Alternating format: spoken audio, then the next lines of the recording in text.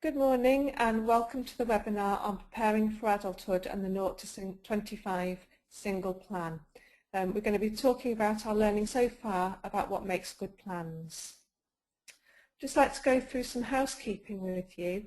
We'll be doing the presentation, and during that time you won't be able to speak to us. However, you will be able to type in any questions or comments that you have in the little blue box. And then at the end of the presentation, we'll be reading those questions and comments out and having a question and answer session.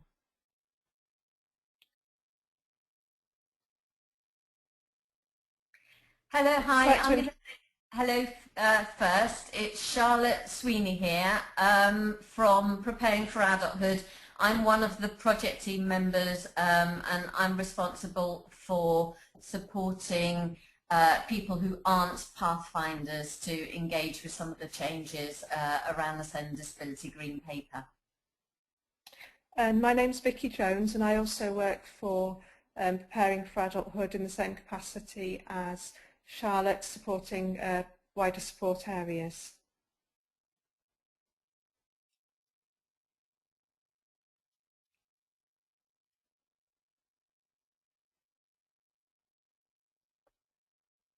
We'd just like to go through what it is we're going to be sharing with you today. We're going to share some best practice in supporting young people and their families to plan for the future. We're going to show how person-centred planning and reviews can be used to develop support plans for individual budgets, and share what needs to happen during transition so that young people move into adulthood with full lives. We're going to show how the education, health and care plan needs to be developed to support young people to move into adulthood with employment, independent living, good health and community inclusion. Over to you, Charlotte. Okay, I'm going to do a quick run through of the background for Preparing for Adulthood in case anybody hasn't heard it. Preparing for Adulthood is one of the delivery partners supporting the changes outlined in the SEND and Disability Green Paper. We're made up of 3 different organisations working together in partnership. NDTI, National Development Team for Inclusion, and they're the lead in supporting pathfinders. Council for Disabled Children, they are the lead for best practice and information strand, and me from Helen Sanderson Associates, we are, as we've already said, supporting wider support initiatives. Preparing for Adulthood is very keen to make sure that all the learning that has gone on from previous programs, such as a transition support program and Getting a Life, Valuing Employment Now, that learning is shared and used. So it's not about developing something completely new, but sharing good practice and learning from before, supporting peer-to-peer learning, and sharing a knowledge of what works, and some of the challenges and things that are around, and share that with government.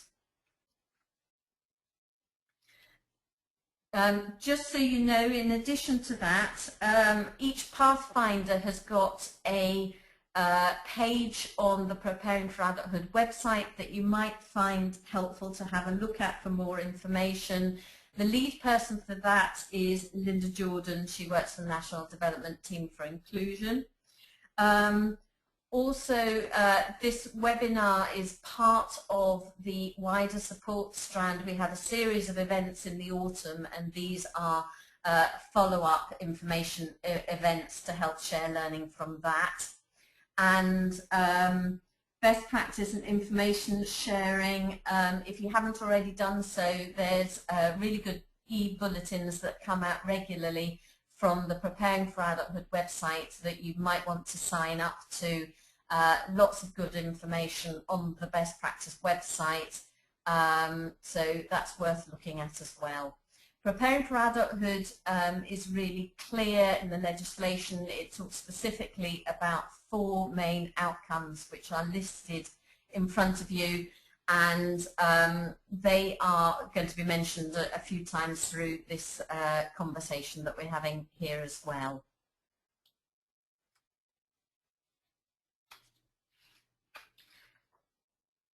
Okay, there are some things that the draft legislation, the legislation that's going through at the moment, emphasise. One is around personal budget for families and young people with a plan, extending choice and control, offering new statutory protections for young people aged 16 to 25 in FE and a stronger focus on preparing for adulthood, and also that academies, preschools, further education and sixth form colleges have the same SEND duties as maintained schools.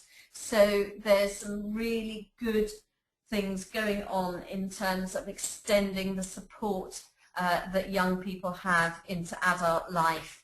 And a really important element of that is around how that is centred around the young person and the family.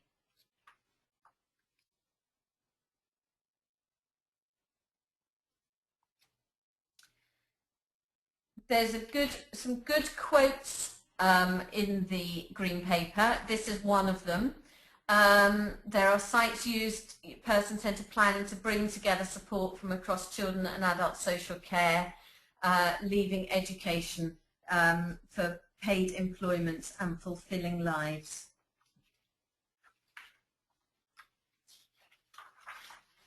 And the objective is that by 2014, children and young people who currently have a statement of special educational need or a learning difficulty assessment will have a single assessment process. It'll include education, it'll include health and care, and it will run from 0 to 25, and it will have the same statutory protection as a statement currently has. I'd just like to share some good practice principles for the single plan with you. The 0 to 25 plan and your approach to it should be co-produced with young people and families. And Wiltshire Pathfinder started the journey to integrate their assessments and planning early on in their journey, and in fact before the Green Paper came out. And this was their start point, was to co-design the single plan together with families and young people to decide exactly what it was they wanted. What Wiltshire learned was that families and young people liked the single assessment process. They found it user-friendly and it was easy to read. Professionals also liked it, but they did have some concerns. Working together creates great conversations, and there's a shift in children's services towards preparing for adulthood. And you can find some more information on Wiltshire's website. And again, this was reflected in the presentation that Heather did in the Bristol event. And this is available on our website too. So we need to make sure that the plan is based on best practice and person-centred approaches and support planning for personal budgets. And we know that Manchester, Bromley and Darlington have just developed their version 3 of their single plans to ensure that it includes all elements required for a support plan in adult services. And things such as how I make decisions about my life and clear information about resources are really, really important for the single plan. It needs to set out what the young person's aspirations are for the future and include a clear plan for the future. This is key to ensuring that services are responsive to what young people want and need, as well as young people and their families knowing what's possible and what's achievable.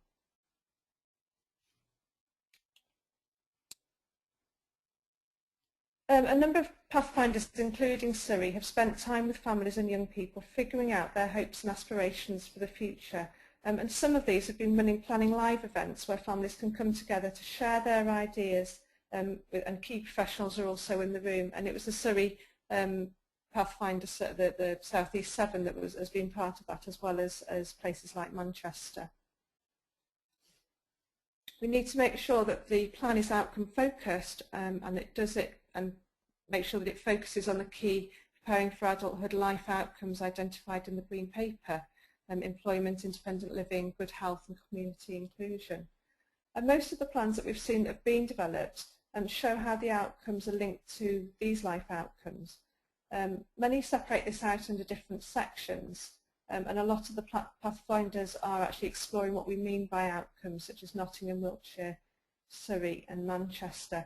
I think if you look at the new version of the single plan that's available on the PFA website that's been co-designed with Preparing for Adulthood and Early Support, and that shows a good example of that as well. The plan needs to identify informal support networks as well as support from local services. So it's much more than allocating a service, but it captures the young person's resources, including family, friends and community. And where this is happening really well are places like Darlington again, and Manchester and Wiltshire. The plan needs to draw down a personal budget from individualised funding from social care, education, health and employment. And one of the reasons that the Pathfinder has been extended is so that Pathfinder sites have the opportunity to really explore this a lot further. We know it's an area that needs looking at again. We need to think about, does the plan set out how to be successful in supporting the young person now and in the future? And is this sufficient for all agencies, including colleges? And colleges are working really closely together, including independent specialist colleges, to make sure that the support they provide works flexibly for the young person and their family. This needs good individual planning as well as good partnerships. Hertfordshire are working on improving choice and have partnerships with organisations such as Stopgap to help local colleges. And Bromley Nash College, which is an independent specialist college, is working with Bromley Further Education College. So we need to make sure that the plan will gather information to inform commissioning, and a really good way of working that out is by using a process called Working Together for Change. And there are some areas that have been doing that. I'd just like to share a photograph here that was taken in Manchester, where they had a Working Together for Change day in a school with young people and families to share what was important to them in the future and set actions to address the things that they've told us that are not working. So over to you, Charlotte. Okay. I think that it's helpful to kind of think about what some of the structures of some of the plans are looking like. However, the most important thing to remember when we look at this is all the different Pathfinders are developing this single assessments plans that help each local area. So they will all look slightly different. So there's not necessarily one completely right one or one completely wrong one. And it's also, I think, really important not to get too obsessed with paper. Paper can always be changed. If there's elements missing and things that need to be added in or taken out, it's actually about the young people getting good support and good lives that really matter. And to some extent, the paper is supportive but secondary to that. Given all that, here are some suggestions for the sorts of things that people have found useful so far to put into their single plans. So firstly, most plans start with, quite often, with a one-page profile outlining what we appreciate about somebody, about what's important to them and what good support looks like. So it's a clear one-page summary. A Wiltshire parent described that as a delicious bit of paper, which I think is a really nice quote. It's important to remember it's easy to get pulled into structuring paper in a way that services feel comfortable with, and include things like, or talk about assessed need and things like that. But for the real change that we're hoping for to be achieved through the Green Paper and the Children and Families Bill is to make sure that whatever we do, we stay focused on what matters to the young person and their family. And if there's additional information that's sort of practical, functional information that services need, that they can be kept as an appendix or kept separate, but the essence of the single plan needs to be centered around the young person and the family. A section that lots of people have started adding is the one around the person's history and around the family's history often as well. One bit of feedback we've had really clearly from lots of families is that they are tired of endlessly repeating their histories over and over again, and to describe the journey that they've been on so far is a really helpful thing to have in a plan. The history can also be used to describe the journey of the support that the young person has received so far in their life, so it captures that, which is helpful. What matters to the person now? That's something that often isn't currently found in statements and may be new in some cases, but can satisfy the requirement to seek pupil and parent views. It is written usually in the first person, but there are contributions by people who know the young person well. Professionals contribute to this section by thinking about things from the young person's perspective. There needs to be a focus here on life outcomes as well: independent living, employment, community inclusion and health.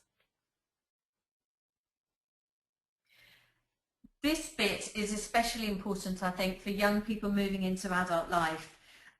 It helps them plan clearly for where they want to be as an adult. It starts to record the young person and family's aspirations about what will happen after year 11, and starts to plan a range of professional inputs. It could replace the first stages of a learning difficulty assessment.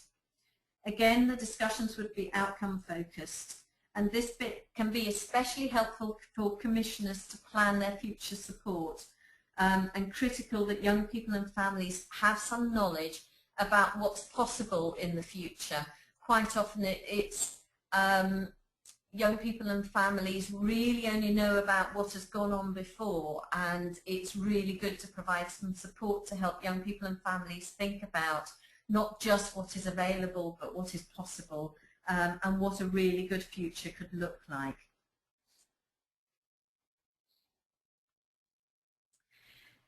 This section's absolutely critical. It can clearly describe current provision. It has inputs from professionals as well as the young person and the family. It needs to be able to define the need really clearly, both in terms of education, health and also care. It describes what's important around keeping the young person healthy and safe. And it can and should really be written again from the young person's perspective. So it's not purely a needs document, but actually describes really good support from the young person and the family's point of view. Most single assessment plans find it really helpful to have a communication section around how the young person communicates and how we can best communicate with the young person as well. With some people have lots of detail in the section, some people have less. This becomes an issue for young people, particularly moving into adulthood again. It's something that's a key element in support planning. In adult services, to have a support plan, it needs to be clear around how decisions are made and how the person is involved in decisions, so it's helpful to have that there. It's a really good discussion point to figure out at what point a young person starts making decisions over their own life. Manchester, Darlington and Bromley again have been looking at the issue about how a single assessment can dovetail really well with support plans as part of adult social care, and then looking at strengthening a number of elements of their plan to make sure that the plan walks across really well into adult services. The sorts of things they're including is how a young person will be at the centre of decision making, and also some things around risks and contingencies. And also some clear information around resources, and this is kind of around community resources, family, neighbours, friends, those sorts of resources, not just around financial resources that are available from services.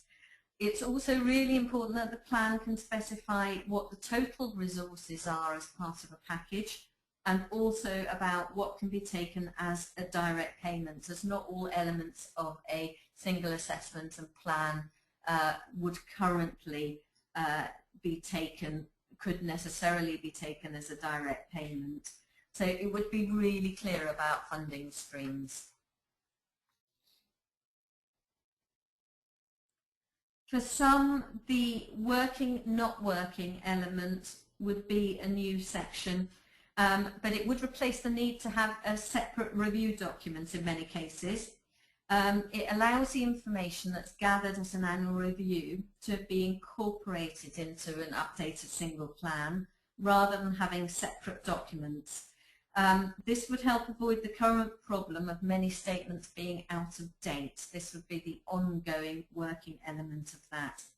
It would include all aspects of the person's life, again, including their educational achievements and attainments around what's working and what's not working around that.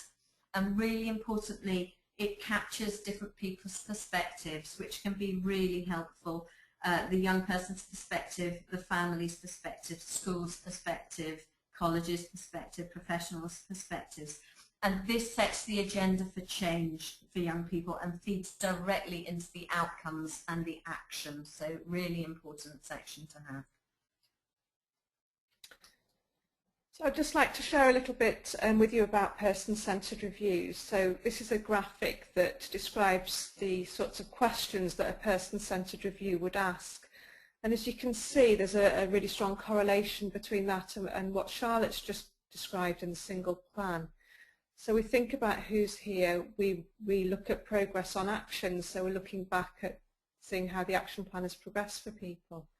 We're thinking about what we appreciate about the young person, what's important to them now and in the future.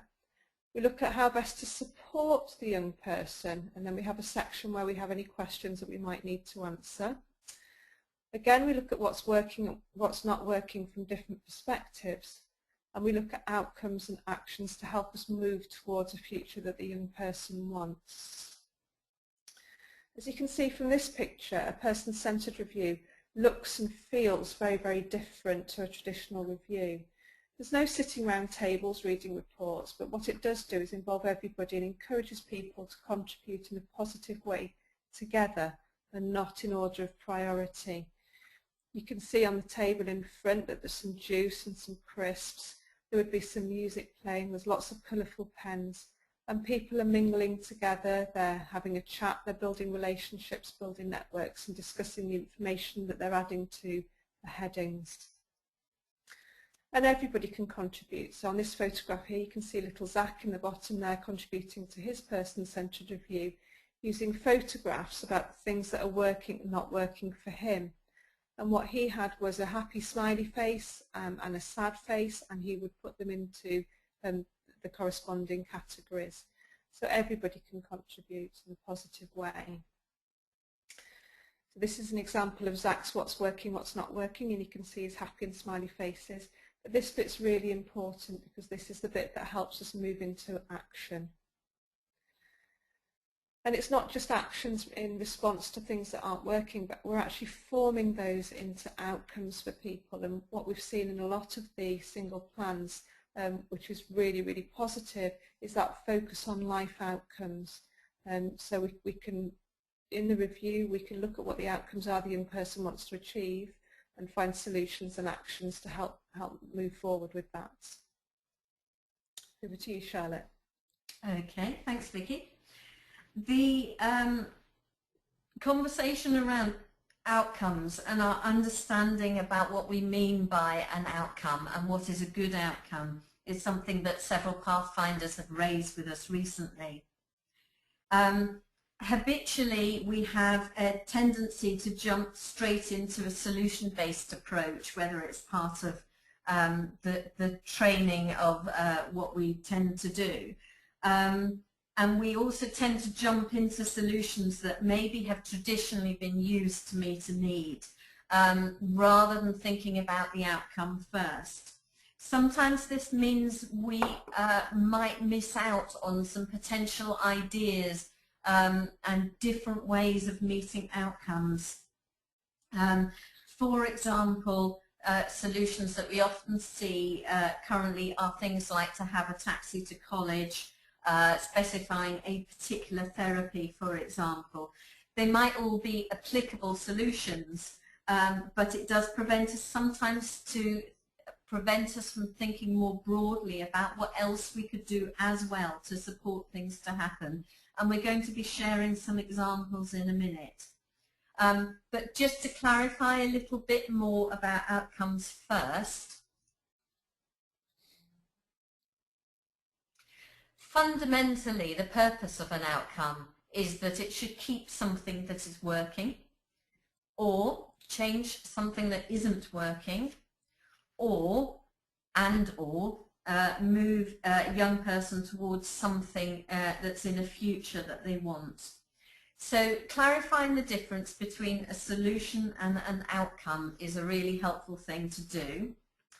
A person-centered outcome needs to be personal to the individual person. It's not expressed from a service perspective, so it's something that the individual person wants to achieve. It's something that the individual person has influence and control over, and also a really good, well-formed outcome is measurable and specific, so it's clear about what it's trying to achieve. An outcome also, just to remember, might have obstacles in the way of achieving it. You'll find things in the outcomes bit of the single plan that obviously are things that haven't yet been achieved. If they've already been achieved, then they're part of people's current provision. However, on the flip side, a solution is often a resource you need to achieve your outcome. So what do you need to be able to get that outcome? It might be an item, so it might be a thing or an activity. It can be free, or it can have a cost implication attached to it.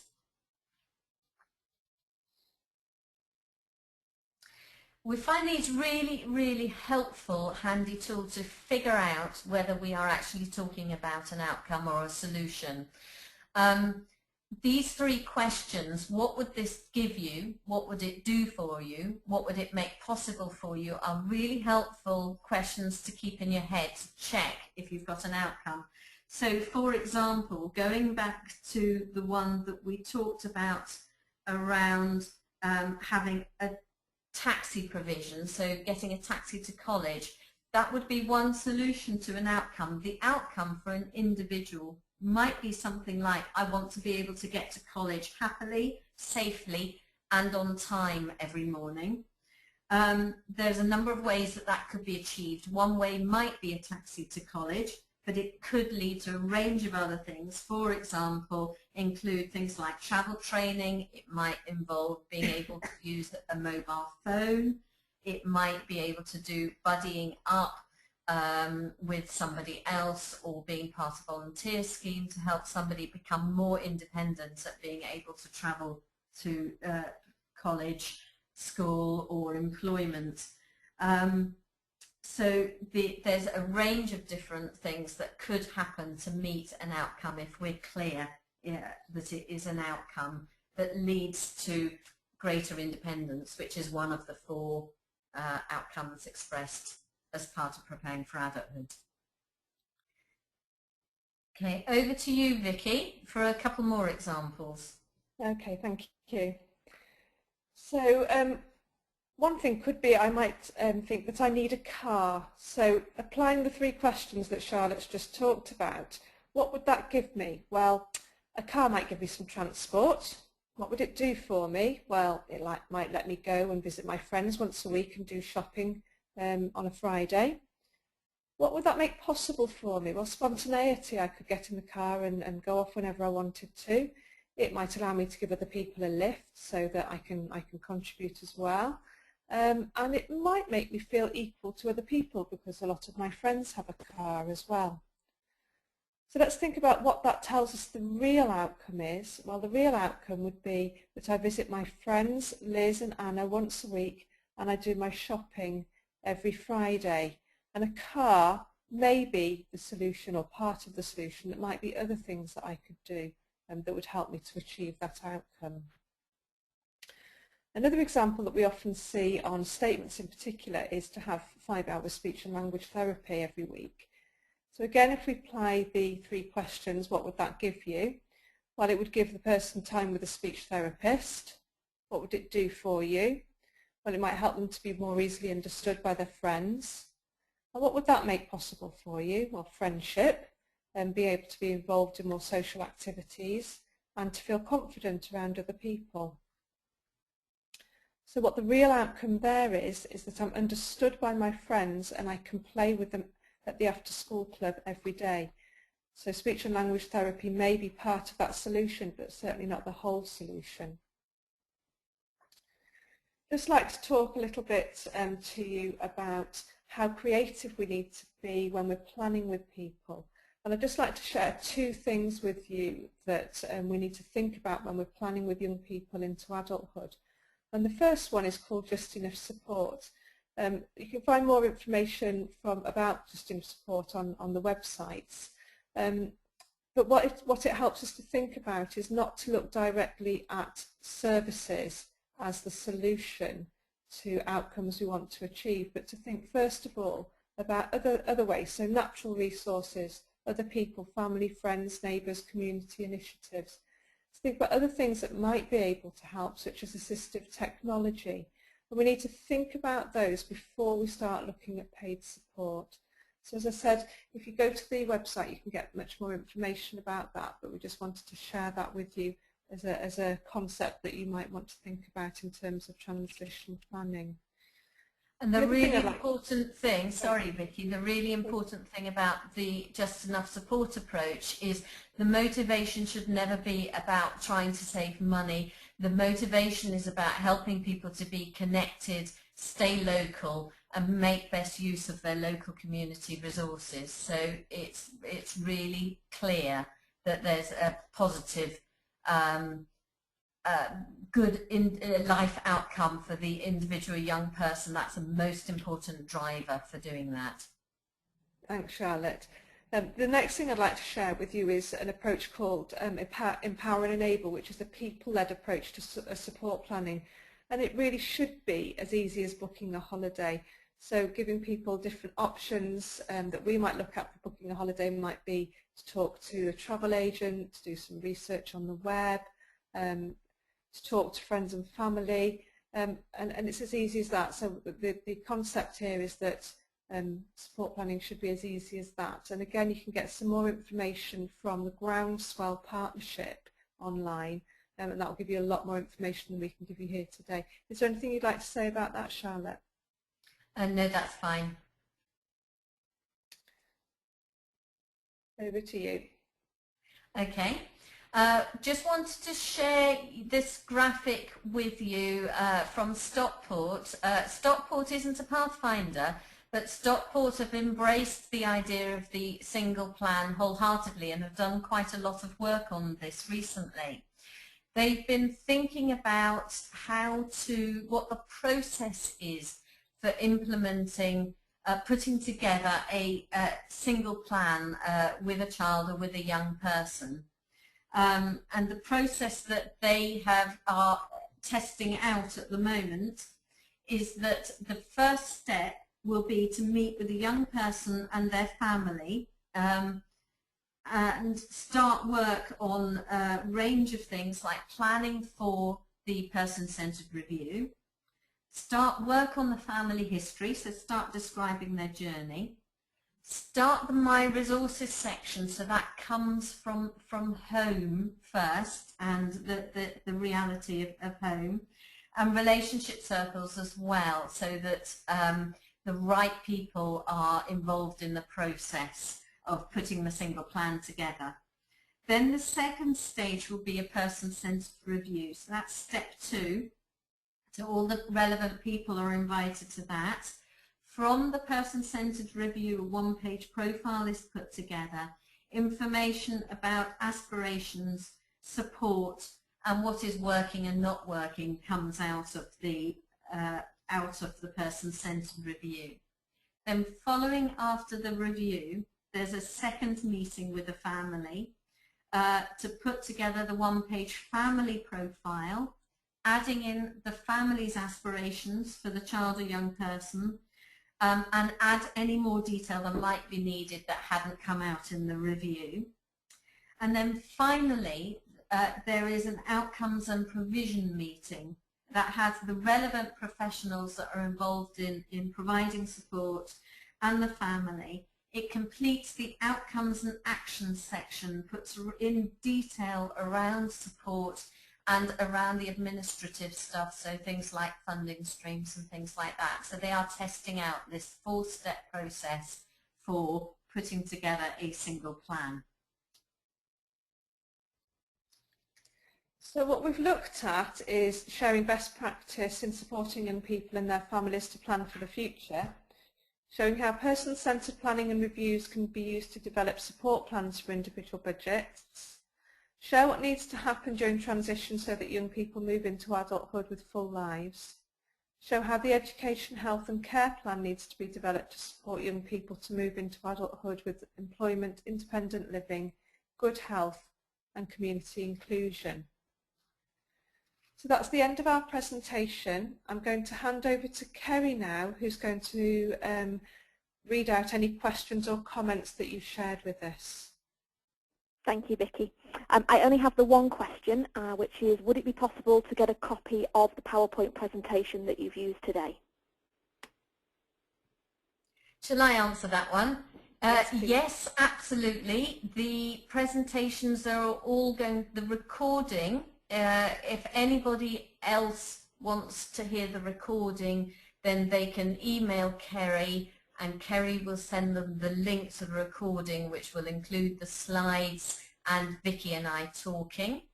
And also the presentation will be available on the Preparing for Adulthood website as well. And eventually all of it will be available as a direct link on the website. Thank you. I just have another question that's just come in. The question is there going to be a webinar on funding streams?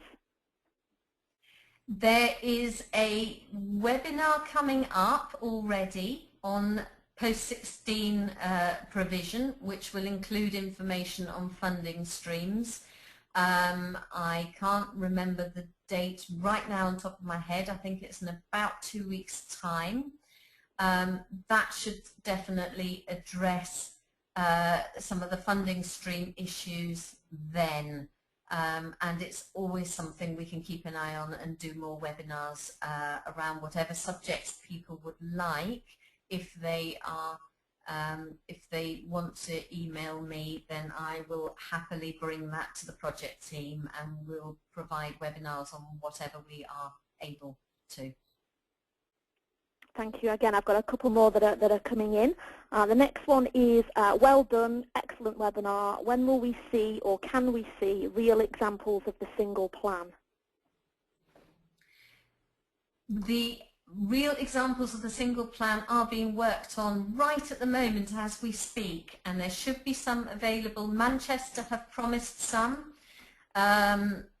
Darlington have promised some. Bromley have promised some. I think there might be coming some from Wiltshire as well. There are some things that we need to do in terms of protecting people's confidentiality, because that's obviously an important issue to take into account. But yes, working on that right now, hot off the press, should be available very soon via the Preparing for Adulthood website. Thank you. The final question that I have is, do you have any concerns about health and social care not being included as statutory responsibilities in the single plan?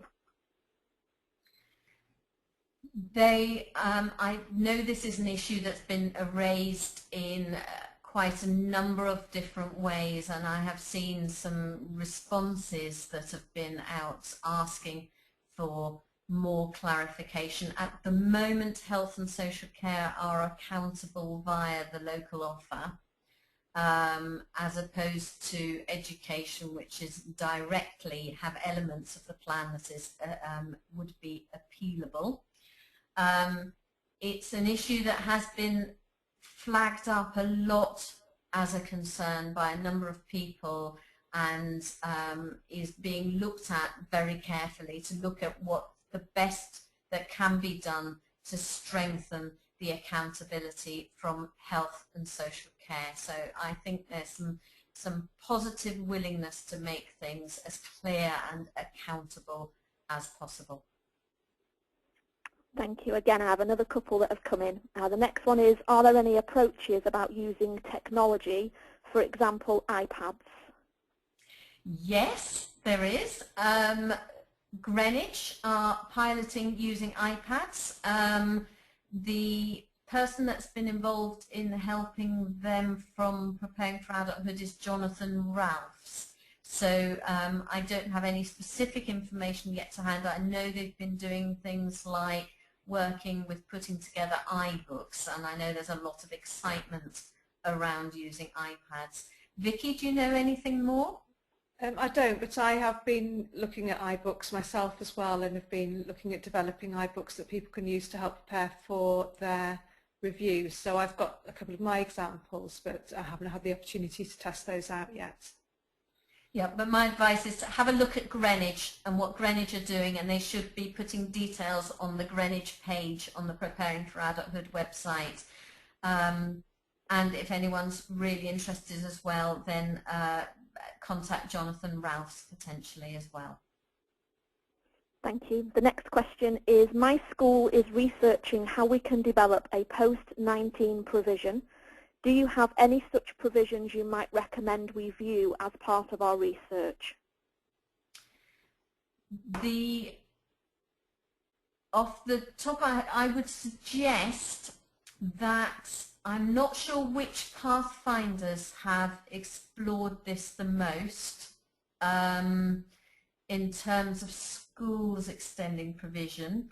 So I would contact Linda Jordan, the Pathfinder lead, and ask her if she's aware of any good practice within Pathfinders. Also, I know that there's been some conversations that another good group to contact would also be ELSIS. I know that they've been running some cluster events, and I think this has come up as well there. So ELSIS might be aware of some specific good practice areas to look at as well. I know it's something that lots of schools are looking at, but who explicitly to go to, off the top of my head, I can't say, but I will ask around and get back to the person if they would like me to. I'm aware of one organisation, but it is an independent college, well, up to 19 provision, but I know that they have just extended their provision post-19, and that's the IMAP group. And they're based up in Cheshire, I think. That's the only one that I'm aware of. Are there any more questions, Kerry? Yes, I have a further 2 questions for you.